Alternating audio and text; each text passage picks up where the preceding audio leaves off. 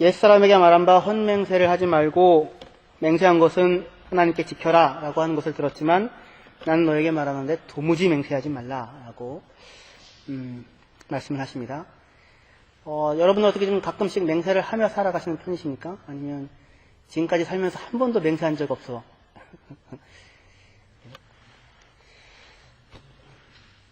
그냥 제가 언뜻 기억나는 건 어떤 때였냐면 청소년 때였던 것 같은데 어머니한테 뭐라고 얘기하는데 믿어주시질 않는 거예요. 그래가지고 막 너무너무 막 속이 터질 것 같아가지고 내가 이게 사실이 아니면 내가 진짜 엄마 아들이 아니야. 뭐 그래서 그럴 때 그 맹세를 하지. 억울하고 이 진짜인데. 오늘날에는 이제 설교를 준비하면서 책들을 보고 주석을 봤는데 오늘날에는 맹세가 별로 안 중요한 것처럼 얘기를 하더라고요. 별로 안 한다고. 근데 아니죠. 사실 생각해보면 살면서 우리도 무수히 많이 맹세를 하게 되고 맹세를 해야 하는 상황을 만나게 됩니다. 이런 거는 오늘날 문제뿐만 아니라 예전에도 마찬가지였고 예전엔 더 심했던 것 같아요. 근데 오늘날 맹세와 예전의 맹세의 차이점은 뭐냐면 예전에는 하나님의 이름을 걸고 신을 불러서 맹세를 했다면 요즘에는 안 그런다는 거죠. 그죠? 근데 과거에는 신들이 지배하는 세상이었고, 그쵸? 그리고 신들에 대한 맹세는 정말 효력이 있는 자기 목숨을 거는 저주를 담보하는 자기 파멸을 담보하는 그런 형태의 맹세들이었었어요. 근데 그런 무시무시한 맹세들인데도 불구하고 많이 정말로 많이 하면서 살았었던 시대였었습니다. 과거에요. 오늘도 물론 맹세를 하지만. 그래서 10계명의 9번째 계명 중에 하나가 이웃에 대하여 거짓 증언하지 말라 그러잖아요. 그렇죠? 거짓 증언하지 말라라고 할 때 그러니까 법정에서의 얘기입니다. 거짓말하지 말라가 아니라 법정에서 거짓말로 증언하지 말라. 근데 그 당시에는 과학적인 수사 방법이 있는 것도 아니고, 그렇죠? 내가 봤어, 내가 증인이야. 그러면 그걸 믿어야 되는 거예요.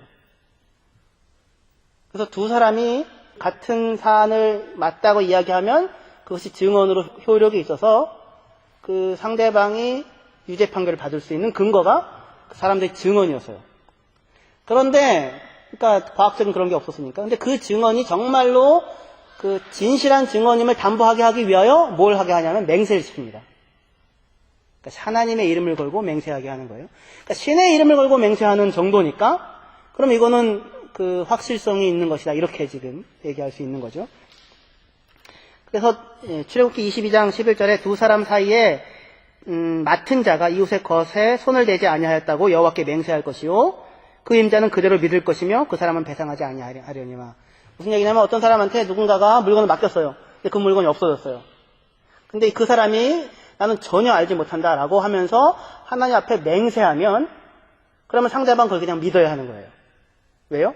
하나님의 이름을 걸고 맹세했으니까. 실제로 구약에서 많은 맹세들이 있었고 그 맹세라고 하는 단어로 이렇게 성경 프로그램을 검색하면 300절 이상이 나오거든요. 근데 그 중에 한 150절은 하나님 자신이 스스로 하신 맹세예요.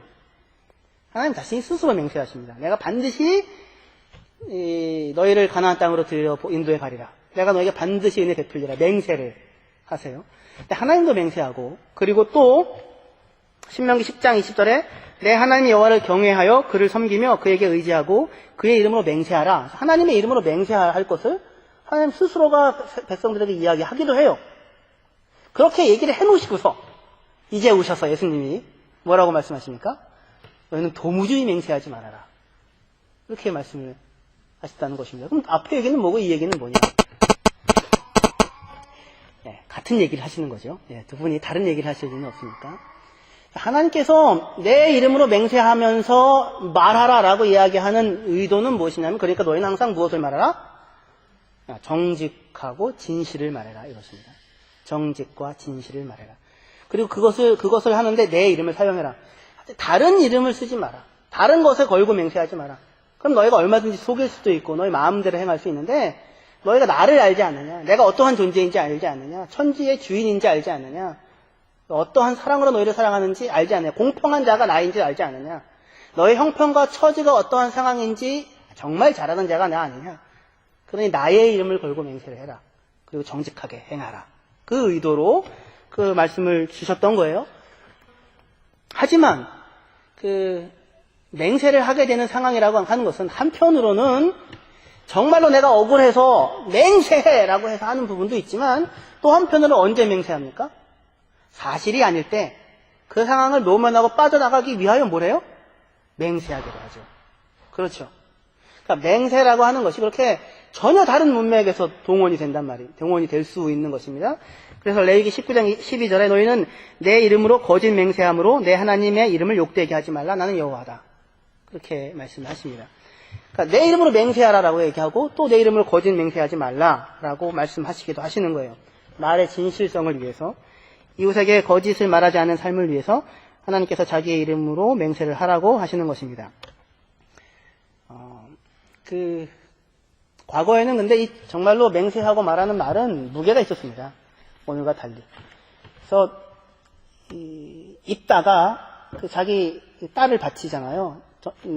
싸우러 나가기 전에 승리케 하시면 내가 나왔을 때 제일 먼저 나를 환영하는 자를 내가 번제로 바치겠습니다. 얘기를 합니다. 근데 자기 딸이 나와요. 여러분들이라면 어떻게 하시겠습니까? 하나님 한 번만 봐주십시오. 그리고 말을 안 지킬 수 있을 것 같은데 일단은 서로 바칩니다. 말이 무게가 있고 말이 힘이 있어요. 그런 시대입니다. 더구나 하나님의 이름을 걸고 맹세했기 때문에. 이삭이 야곱을 축복하는 장면도 되게 이해하기 힘든 부분이 있습니다. 야곱이 속여서 이삭을 축복을 받아내잖아요. 그럼 이거는 사실상 그 사실관계가 아닌 상태에서 축복이 행해졌기 때문에 적법하지 않은 거죠. 그러니까 에서가 와서 아버지 내게 축복해 주세요 하고 할 때 그럼 아까 한 거 취소다. 그래서 너가 너한테 축복을 주겠다 해도 되잖아요. 근데 이삭은 뭐라고요? 아니야, 할 수 없어. 내가 다 해줘 버렸어. 자기가 이미 한 말, 이미 뱉은 말, 이미 던진 말이 얼마나 무거운지를 그렇게 생각하고 알고 삽니다. 왜 그렇게 되냐면 시대가 다르기 때문도 있는 부분이 없지 않겠지만 말의 신성이라고 하는 부분, 하나님을 걸고 얘기하는 부분이 깊숙하게 이렇게 들어와 있는 시대였기 때문에 그런 것입니다. 근데 오늘날은 그렇지 않죠.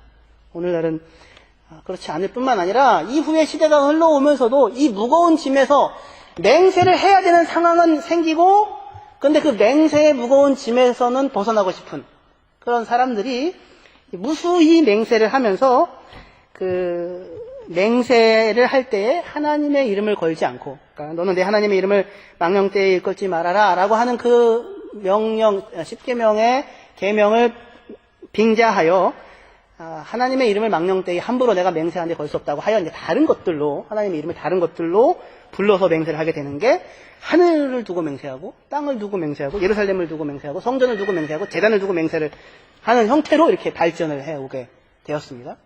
그래서 마태복음 23장 16절에서 22절 한번 찾아서 같이 읽어보죠.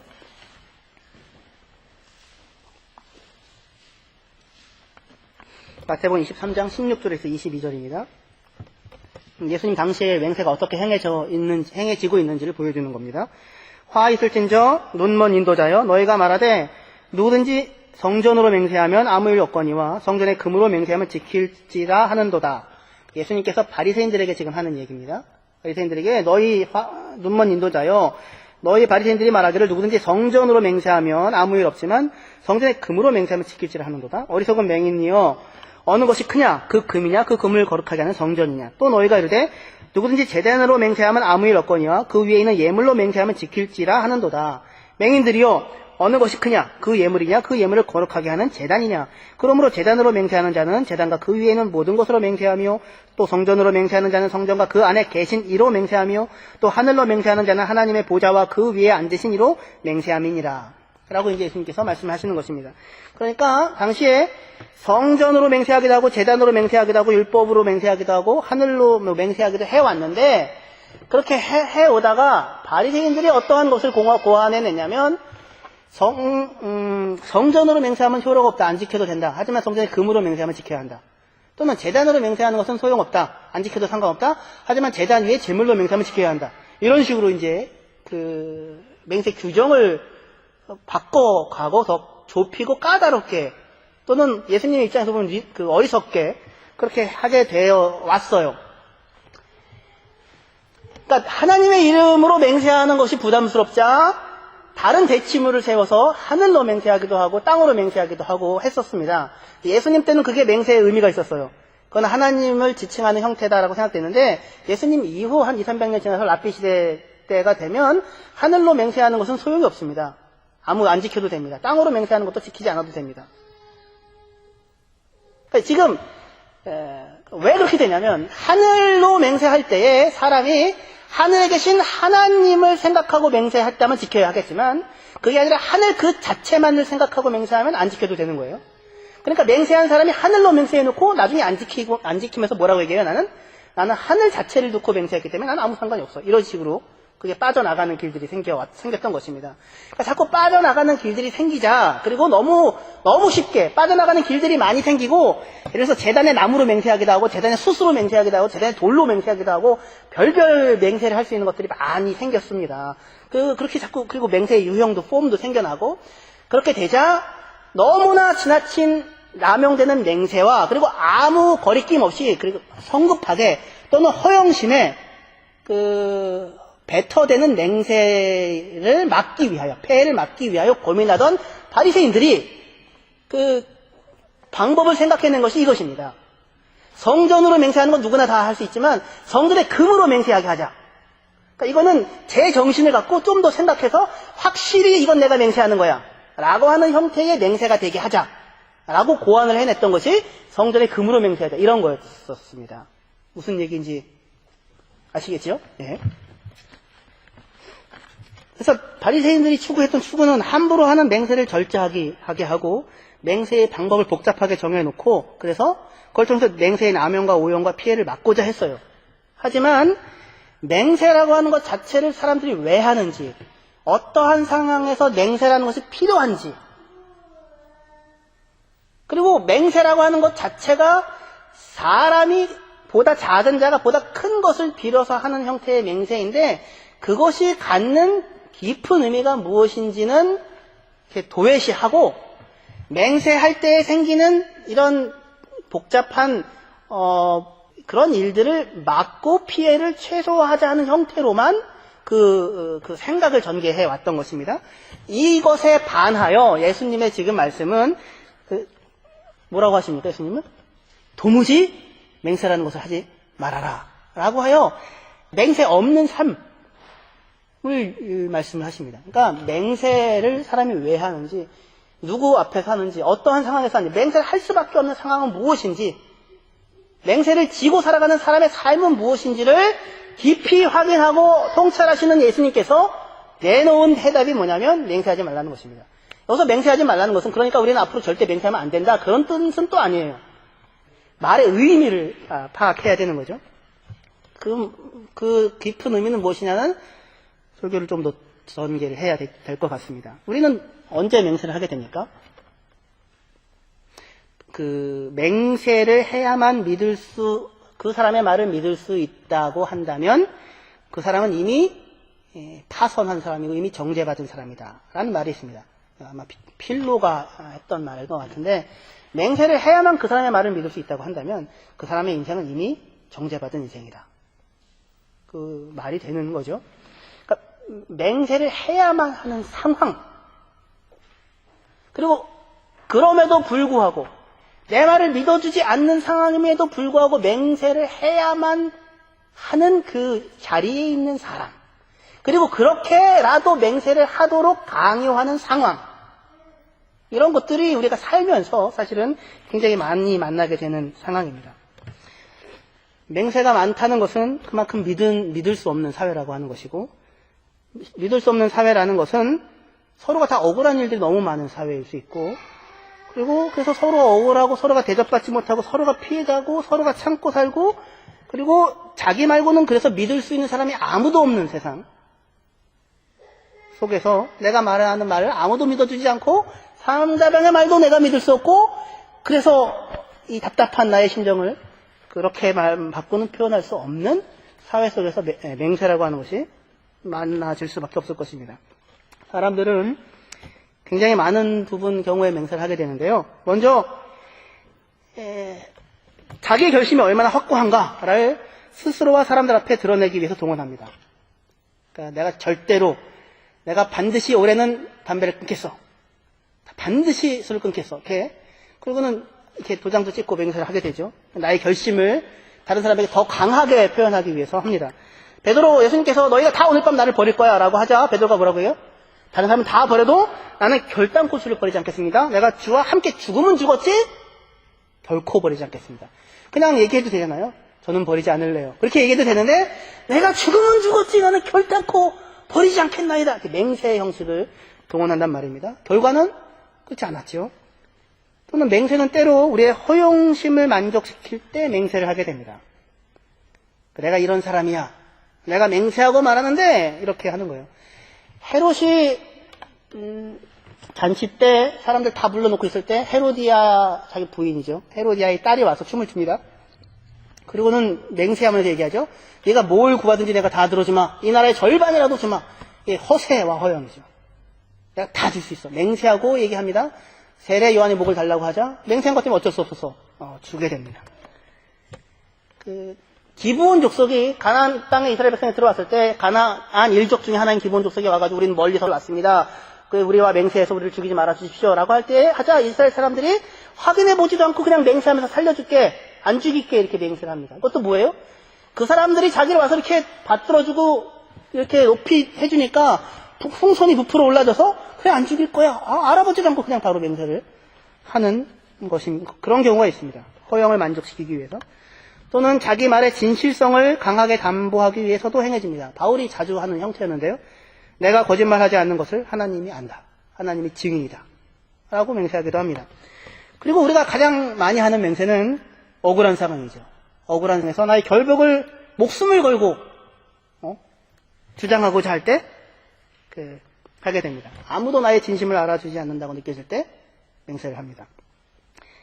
또는 이건 완전히 좀 다른 경우이긴 하겠지만 누군가를 속이고 죽이고 파괴하고 하기 위한 악의와 원한에서 내가 그 사람을 죽이기 전에는 결코 밥을 먹지 않겠다라고 하는 맹세를 하기도 합니다. 유대인들이 바울을 잡아 죽이고자 할 때 내가 바울을 잡아 죽이기 전에는 먹지도 마시기도 하지 않겠노라 하는 사람들이 40명인가 400명인가 있었다고 하죠. 바울이 안 죽었으니 그분들은 어떻게 합니까? 잡아 죽일 때까지 밥을 못 먹어야 되는? 근데 원한이 사무쳤으면 분노가 있으면 그런 맹세를 하느냐 이겁니다.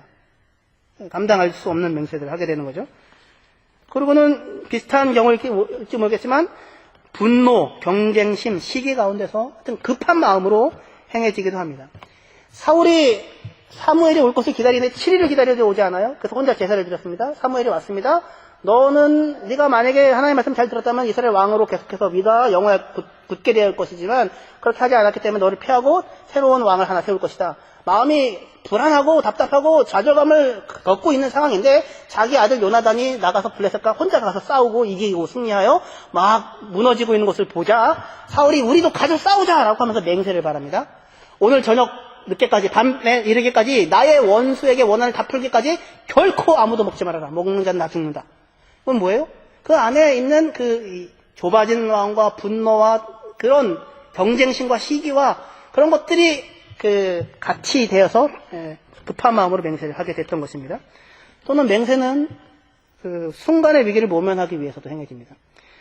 예수님께서 재판장에 왔을 때 베드로가 옆에서 부스불을 쬐고 있는데 계집종 하나가 와가지고 너가 예수를 아는 사람 아니냐? 베드로가 뭐라고 해요? 맹세하여 가로되 베드로가 저주하며 맹세하여 이르되 나는 그 사람을 알지 못하노라. 베드로가 스스로 저주한다는 건 내가 그 사람을 알면 나는 죽어도 싸 이거예요. 그게 저주입니다. 자기를 저주하는 것입니다. 자기의 말에 진실성을 담보하기 위하여. 베드로가 그렇게 했다고요. 순간적인 위기를 모면하기 위하여 맹세합니다. 저도 그런 경우가 있었던 것 같고 여러분들도 있었던 것 같은데. 그리고 정말로 원하는 것을 얻기 위한 소원이 강할 때에 맹세합니다. 아까 입다가 얘기했던 거죠. 가서 이기기만 하면 내가 들어오는 첫 아이를 내가 바치겠다. 첫사람 바치겠다라고 맹세합니다. 그래서 예수님께서 하늘로도 말고 땅으로도 말고 성전으로도 말고 자기 머리로도 맹세하지 말라고 얘기합니다. 사람이 머리로 맹세한다는 건 뭡니까? 보통은 자기보다 더 나은 거를 불러서 맹세를 하는데 내 머리를 두고 맹세를 한다는 건 자기의 자존심을 걸고 맹세를 하는 겁니다. 저는 누군가 제 머리를 건드리면 견디지를 못합니다. 어려서부터 그랬어요. 지금은 좀 나아졌는데 어려서는 정말 누군가가 머리를 건드리면 그는 나랑 원수입니다. 원수. 어디 머리를 건드려? 그래서 근데 제가 제 그 연애를 하기 시작해서 제 아내한테 당신은 내 머리를 만져도 되는 유일한 사람이야. 이렇게 얘기를 할 만큼 사람에게 있어서 머리라고 하는 것을 갖는 가치가 엄청납니다. 자기 자신이 아무도 함부로 건넬 수 없는 그거예요. 내가 내 머리를 걸고 맹세하는데 결코 내가 거짓말한 거 아니야? 자기의 자존심을 걸고 자기의 명예를 걸고 맹세를 하게 됩니다. 그래서 맹세라고 하는 것은 결국 전부 다 우리가 처음부터까지 잘 살펴봤지만 결국 자기의 자존심과 명예와를 지키기 위하여 또는 그것 때문에 행해집니다. 나의 진심 그리고 사울의 손상된 자존심 입다가 이번에 한번 해내서 뭔가 성취를 이루는 것으로 서자로 차별받고 살아왔던 삶에서 새로운 어떤 삶을 갖게 하기 위한 것들로 그래서 또는 분명히 자기가 잘못됐다는 사람들 앞에서 잘못됐다는 것을 알지만 맹세하는 것으로 비난을 피하고 오히려 자기를 비난하는 사람을 비난하게 하는 형태로 그러니까 다 이 맹세라고 하는 것이 자기 자존심과 자기의 명예를 지키기 위한 것에서 생겨나게 됩니다. 맹세에 관한 이야기 가운데 아주 끔찍한 이야기가 있습니다. 유대 랍비 학가이라는 사람이 전해주는 내용인데요. 어떤 여자가요? 어느 여자네 다른 집에 잔치가 있었는지 뭔지 모르겠는데 가서 반죽을 하는데 도와줬습니다. 뭐 큰 덕이었는지 모르겠습니다. 근데 여자가 머리에 두건을 썼는데 여자들 보통 머리에 이렇게 쓰고 다니죠. 머리에 쓰는 두건 가상자리에 2데나리온을 묶어놨었습니다. 그러니까 얼마나 이 여자에게 귀중한 돈이었겠습니까? 2데나리온? 그러니까 아무도 모르는 비상금이었겠죠. 열심히 일을 하고 집에 돌아왔는데 없는 거예요. 온 집안을 다 뒤져서 찾았습니다. 없었습니다. 무슨 생각이 들었겠어요? 아, 그 집이구나. 근데 가가지고 그 여자 그 집주인에게 야, 2데나리온 내놔. 내가 분명히 너희 집에 돌렸어. 찾았어 못 찾았어. 이렇게 얘기를 한 겁니다. 곱게 얘기했었으면 괜찮았을 텐데 곱게 얘기를 하지 못하고 그렇게 얘기를 한 거예요. 이 여자 그 상대방이 우리 집에 네가 한번 찾아봐. 아무리 찾아봐도 없어. 없어. 어떡하냐. 2데나리온 잊어버려서. 그러면 될 텐데 이미 이쪽 여자가 씩씩거리고 와가지고 너 네 집에 2데나리온 내가 분명히 잊어버렸는데 내놔. 어디 갔어? 이렇게 얘기를 하자 나를 도둑으로 하는 거야? 이렇게 되겠죠. 그래서 맹세를 해버렸습니다. 나는 그 사안에서 일절 알지 못해. 만약 내가 그것을 안다면 내 아들이 죽을 거야. 강하게 맹세. 그러니까 얼마나 그게 억울하면 얼마나 답답하면 그래서 그 맹세를 해버렸어요. 그런데 그 집 아들이 정말 죽어버렸어요. 그래서 가서 아이들 묻었습니다. 묻고 오는데 어떤 사람이 이야기를 하는 겁니다. 만약에 그 여자가 그 2데나리온에 대해서 알았었다면 이 아이가 죽지 않았을 텐데 몰랐었다면 전혀 몰랐었다면 죽지 않았을 텐데 알았음에도 불구하고 거짓말을 했으니 맹세를 했으니 아이가 죽었구나라고 이야기를 하는 이야기를 이 여자가 들었어요. 이 여자는 전혀 너무너무 분노해가지고 또 맹세를 했어요. 내가 만약에 그 사안에 대해서 내가 안다면 내 다른 아들이 죽을 거라고. 너무너무 억울한 거죠. 온 사람들이 다 자기를 뭐예요? 2데나리온 그 도둑질 한 그 여자. 그 2데나리온 도둑질 하고도 그거 얘기 안 하고는 자기 아들을 잡아 죽인 여자. 맹세를 통해서. 그렇게 지금 했을 거 아닙니까? 그리고 2데나리온을 잃어버렸던 그 여자. 또 속으로 무슨 그렇게 심하게 맹세하냐 생각했을지 모르겠는데 아들이 죽는 것을 보고는 속으로 생각했겠죠. 그러면서도 속으로 좀 찜찜했을 거예요. 2데나리온 때문에 아들이 죽다니. 근데 그 여자가 또 한 번 맹세를 하는 겁니다. 내가 그 사실에 대해서 내가 정말로 눈꼽만치도 아는 게 있다면 내 다른 아들이 죽을 거야. 그런데 그 아들조차 죽었습니다. 이건 뭐 완전히 판가름이 난 거죠. 여자는 어떻게 넋이 나가 있는 상태로 앉아있는데 그래도 사람들이 상갓집에 위로하러 왔어요. 그래서 그 위로하러 가는 자리에서 빵을 이렇게 떼는데 거기에서 2데나리온이 나왔습니다. 그러니까 반죽하던 여자가 반죽을 하다가 여기서 떨어져가지고 반죽 속에 2데나리온이 들어가서 반죽을 했던 거예요. 밝혀졌어요. 그리고 나서 속담이 됐다고 합니다. unschuldig, obschuldig, lass dich auf keinen Schwur ein. 제가 얘기해도 무슨 얘기인지 모르겠는데 깨끗하든 깨끗하지 않든 결코 맹세하지 마라 그 얘기예요. 책임이 있든 책임이 없든 억울하든 억울하지 않든 절대로 맹세하지 말아라. 뭐 그런 형태의 얘기였어요. 근데 지금 이 얘기는 단순하게 맹세하지 말아라고 하는 얘기만을 보여주는 것이 아니라 도대체 사람이 어떠한 상황에서 맹세를 하게 되는지, 자기 아들의 생명을 두고도 맹세를 하지 않을 수 없는 사람의 상황과 그로 인한 비극과, 그리고 그 비극에서 벌어진 비극에서 헤어나올 방법이 없는 인간의 현실을 보여주는 깊이 있는 내용 얘기입니다. 예수님의 추구는 뭐냐면 맹세 없이 살아가는 삶에 대한 추구입니다. 도무지 맹세하지 말아라. 그러니까 이런 것입니다.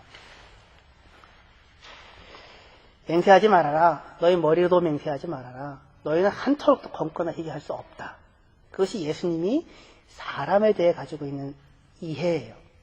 그 스스로 자기가 원하고 소원하는 것을 할 수가 없어요. 그런데도 불구하고 맹세를 바랄 수밖에 없는 상황에 사람들이 끊임없이 처하게 된다고요. 와가지고는 저기 아무래도 2데나리온 잊어버린 것 같은데 한번 찾아보면 어떻겠어? 그렇게 얘기하면 되는데 그게 아니고 평소에 몰라요. 뭐 어땠는지, 어떤 일이 있었는지, 이전에 어떤 히스토리가 있었는지 와가지고는 당장 야 2데나리온 내놔. 너 네 집에 있는 거 다 알아 내가?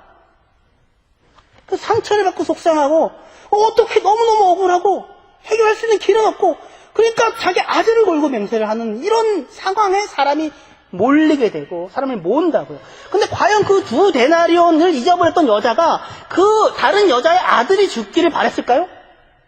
아들을 걸고 맹세하기를 바랬을까요? 그 아이가 죽었을 때 두 번째 아이를 걸고 맹세하기를 바랬을까요? 전혀 아니었을 거라고요. 자기 스스로가 이 일이 어떻게 진행되어질지를 컨트롤할 수 없어요. 내 말이, 나의 행동이, 나의 결정이 어떠한 결과를 내는지 알지 못해요. 오늘밖에 알지 못해요. 머리털을 씹어다 검게 할 수 있는 방법이 없는 사람이라고요. 그런데 그런 사람에게 이 맹세하고 얘기해라고 하는 잣대를 서로가 서로에 대하여 들이대고, 그리고 그 절대적 변호, 절대적 입증이라고 하는 속 시원한 한 상황에, 다시 얘기해 맹세와 버금가는 상황에 내가 가기를 원하는 인간이, 그 마음이 양편에서의 똑같은 맹세들과 상처들을 낳게 하는 것인 것입니다. 그래서 예수님이 말씀하시는 맹세 없는 삶이라는 것은 그러면 어떻게 가능한가? 그것은 나의 예스에 누군가가 함께 예스를 해주고 내가 노를 하는 것에 누군가가 함께 노를 해줄 수 있다면 우리는 맹세 없이도 살아갈 수가 있는 것입니다. 나 몰라. 우리 집에 없는데? 아, 그래. 그렇구나. 나의 예스에 누군가가 예스를 해주고 나의 노에 누군가가 노라고 얘기를 해주면 그러면 우리는 맹세하지 않고도 살아갈 수 있는 것입니다. 우리는 나의 옳음과 정당함과 맞음을 증명하고 상대방의 부정과 옳지 않음을 증거하기 위해서 인생 살고 있는 것 아닌데도 불구하고, 그렇잖아요. 그런데도 불구하고 상대방이 자기 아들을 잡아 묻게 하기 위하여 살고 있는 거 아닌데, 그렇죠? 그 뜻하지 않았는데 그런 상황을 나의 정당함과 맞음을 증명하고 상대방의 부정과 옳지 않음을 끝장나게 증명하기 위한 마음에서 이 비극들이 벌어질 수 있게 되는 것입니다. 그래서 우리는 삶을 살면서 어떠한 형태의 상황에서도 먼저 나 자신이 나의 삶을 희생하고 나의 삶을 포기하는 탓과 원한과 분노의 소진되어 여러분의 삶을, 귀중한 삶을 허비하지 말기를 바라며, 다른 사람도 그러한 상황 가운데 몰아넣지 않기를 바라며, 혹시 그 상황이 된다면 아들이 하나 죽으면 가서 미안해 라고 얘기할 수 있는, 우리 집에서 찾았어, 그게 아니라 다른 데서 잊어버렸을 것 같은데 내가 정말 생각이 짧았어, 정말 미안해, 나 때문에 네 아들이 죽은 것 같아. 정말 미안해. 그렇게 얘기를 해주는 것으로 그 사람의 나인 나 그렇지 않아 라고 하는 것에 대하여 그래 맞아 나인 그 사람의 야에 대하여 야야 나인 해주는 것으로 살아야 할 것입니다. 우리는 사람입니다. 하나님이 아닙니다. 아무도. 내 맹세한 말에 대하여 솔직히 얘기해서 저 자신도 책임질 수 없습니다. 그러니 저의 맹세를 지키라고 하지 마십시오. 그것은 하나님이 하실 것입니다. 근데 오죽했으면 그렇게 맹세했겠습니까? 우리는 사람이라고요. 맹세하고 지켜낼 수 있는 존재는 하나님밖에 없어요. 내일 내가 저기 가서 장사하리라. 그것도 맹세예요. 야고보서 얘기하죠. 어리석은 사람아, 하나님 네 생명을 가져가면 너 어떻게 할 것이다? 네, 사람입니다. 머리털 하나도 희거나 검게 할 수 없습니다. 하지만 그런 우리에게 우리의 머리털 하나까지도 세고 계시는 하나님이 우리의 아버지로 계십니다. 할렐루야. 너희에게는 머리털까지 다 세신 바 되었나니 두려워하지 말라. 맹세하지 않아도 살 수 있다. 하지 말고 살아가라. 라고 말씀하십니다. 그러니까 우리는 그 하나님 앞에서 실수하고 연약하고 어리석고 미련할 수 있는 사람으로서 그분 앞에서 성실과 사랑과 정직함과 진실함으로 살아갈 수 있게 되는 것입니다. 맹세하는 것이 아니라.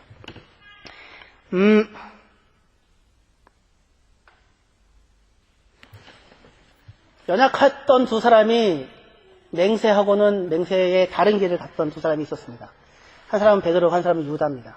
예수님이 잡히시던 밤 베드로는 맹세하죠. 난 절단코 안 떠나겠다고. 그리고는 또 맹세하죠. 나는 저 사람 절대 몰라. 내가 저 사람 안다면 나는 죽어도 싸. 맹세를 하고 예수님을 배반했습니다. 또 한 사람이 맹세에 해당되는 내용을 하고 떠나갑니다. 가룟 유다였습니다. 예수님을 팔아버리죠. 예수님을 은 30냥 주고 팔아버리는데 우리는 팔아버렸다고 하는 말에 현혹되어서 어떤 생각을 하냐면 베드로가 한 짓과 가룟 유다가 한 짓 사이에 무슨 차이가 있어요? 가룟 유다는 은 30 받고 예수님이 어느 곳에 있는지를 알려줬을 뿐이에요. 가서 입맞춤이라고 하는 그 신체적 접촉을 한 그 쓰디쓴 기억이 있지만 그리고는 예수님이 십자가형의 그 앞에 서게 되어진 상황에 처하자 너무너무 괴로워가지고 가서 돌을 던지고 나 이거 바라지 않았어. 나 아니야. 나 그렇지 않아. 그 너무너무 괴로워서 자살하고 죽습니다. 누가 가룟 유다에게 돌을 던질 수 있겠습니까? 하지만 그게 안타까운 거라고요. 가룟 유다에게 안타까운 것은 그의 죽음은 그의 자살은 맹세를 터치해버린 거라고요. 심지어 베드로는 내가 예수를 알면 난 죽어도 싸라고 맹세를 한 사람인데 그 베드로는 예수님 앞에 나아가 주님 용서하십시오. 예수님 찾아오시죠. 네가 나를 사랑하느냐? 예, 제가 맹세하고 말하는데요. 제가 사랑합니다. 이건 아니에요. 이건 아니고 제가 주님 사랑하는 거 주님 아시잖아요. 내게 진심이 있는 거 아시잖아요. 3번이나 그리고 3번 다 인정하시고 다시 돌려보내셔서 그 삶을 허락하신다고요. 맹세 없는 삶을 요구하신다고요. 가룟 유다는 스스로의 죽음으로 자기의 맹세를 스스로 지킵니다. 나는 죽음으로 갚으리. 하나님께서 우리에게 원하시는 것은 그것 아닙니다. 그래서 여러분들이 여러분 서로에 대해서 그걸 요구하지 마시고 여러분들이 여러분 자신에 대해서도 그걸 요구하지 마십시오. 우리는 사람입니다. 예에 대하여 예라고 얘기해주고 아니다고 하는 것에 아니라고 얘기해 줄 수 있으면 족한 것입니다. 예수님이 얘기합니다. 베드로에게 내가 너를 위하여 내 믿음이 떨어지지 않기를 기도하노니 너는 돌이킨 후에 내 형제를 굳게 하라. 돌이킨 후에 너의 형제를 굳게 하라. 라고 얘기합니다. 다시 얘기하여 누군가가 실패하고 오면 울고 오면 나도 그랬어. 괜찮아. 주님 앞에 나아가자. 예수님 사랑하는 거 알아. 나도 그랬어. 그 사람이 이야기하는 곁에 그 사람의 말을 같이 예라고 얘기하고 가주는 것입니다. 그 사람 맹세를 지킬 수 있을까요? 맹세가 아니라 결심을 지킬 수 있을까요? 지킬 수 없겠지요. 저와 여러분들처럼요. 근데 속으로 얘기하죠. 주님, 신자 되기 원합니다. 주님 따라가기 원합니다. 주님 기뻐하는 삶 살기 원합니다. 사람답게 살기 원합니다. 그 말에 대하여 옆에서 뭘 해주라고요? 그래, 맞아. 그래, 맞아. 나도 네가 그렇게 살기를 원해. 그러면 맹세하지 않아도 됩니다. 근데 거기에 대하여 네가 그래? 야, 네가 그러면 야, 나는 정말 저기야. 그러면 맹세를 하고 싶어지죠. 옆에 계신 분들 보십시오. 얼굴 한번 보십시오. 맹세하지 않고도 살 수 있는, 맹세가 필요하지 않은 연약함을 인정하고 알아주며 기대하며 믿어주고 기회를 주고 굳게 해주는 사람들로서 우리의 머리털까지 헤아리시며 우리의 아버지 노릇을 해주시는 하나님을 아버지로 모시는 사람들로 살아가도록 하나님께서 우리를 부르셨습니다. 할렐루야. 저도 외롭습니다. 지칠 때가 있습니다. 그때 옆에서 손을 이렇게 좀 잡아줘. 목사님, 힘드시죠? 목사님, 저는 목사님 너무 좋아요.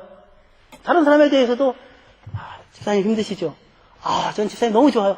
복음해도 너무 좋아.